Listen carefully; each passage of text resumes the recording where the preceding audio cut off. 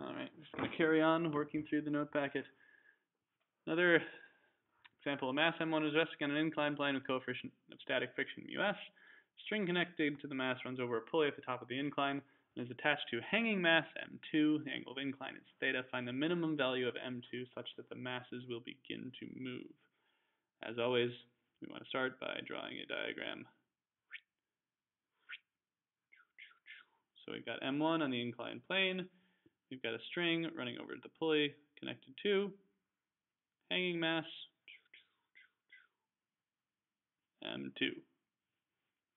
And that 2 isn't very visible, but pretend it's there. Okay, here we go. Let's do a better job here. M2. Okay. Might be a little small, but you can kind of see it. All right. Now, let us consider what forces are acting on these objects. Over here, we've got M2 times gravity. We, of course, have tension going upward on this guy. On this guy, we've got M1G. We've got normal force. We've got tension. And we have static friction. Oh, baby. All right. Lots of stuff going on here. So, let's look at block 1. For block 1, if we orient our axes, as we usually do in the y direction, we have normal force minus m1g cosine theta is equal to 0. So, that normal force is equal to m1g cosine theta. Since we want to find the minimum value of M2 such that the masses will begin to move, that's going to correspond to the maximum value of static friction, for which we will need the normal force. For block 1,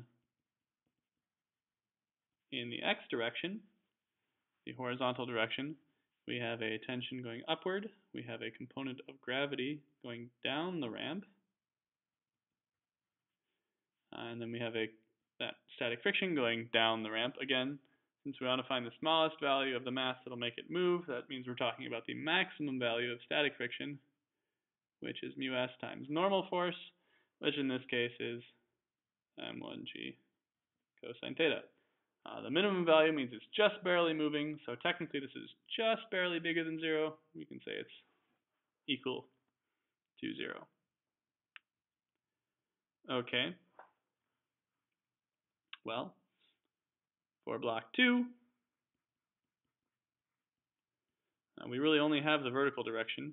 In the vertical direction, we've got, but we have to stop and think for a minute. Okay, how they're connected. Block 2, if block 2 moves down, that will cause block 1 to slide up the ramp, which I guess I've defined my positive x direction to be up the ramp by making this tension positive. So if I'm making that direction positive, block 1 sliding up the ramp is positive, which means that that corresponds to block 2 going down. So block 2 going down needs to be positive. So M2G minus tension is equal to MA, which again, if it's just barely moving, our acceleration is 0. Okay. Well, what does that tell us? That tells us tension is equal to M2G when the block just barely begins to move, and therefore we can plug that in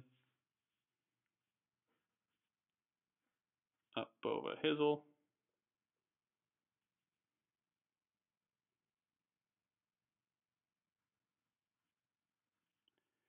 Got M2G minus M1G sine theta minus μs M1G cosine theta equals 0. Solving for M2G, or for M2, we get that M2 is equal to, oh, there's a G in all these terms, so actually we can get rid of that. That's nice.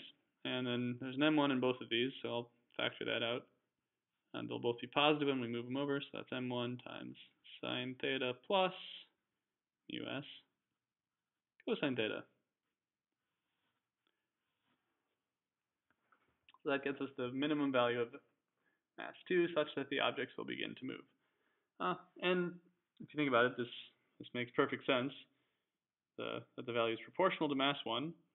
And then it's related to the angle of incline and to the coefficient of friction. That makes sense that those would be the things that would affect when block 1 will begin to slide.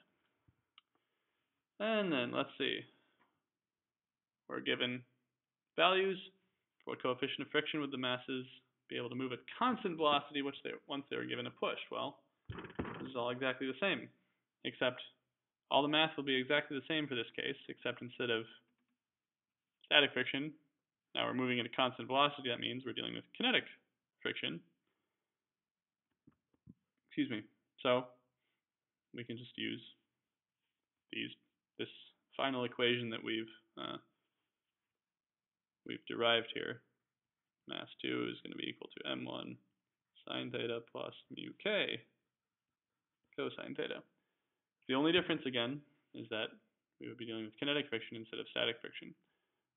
In this case, constant velocity means zero acceleration, which is exactly what we had up here. So then we can just plug in numbers.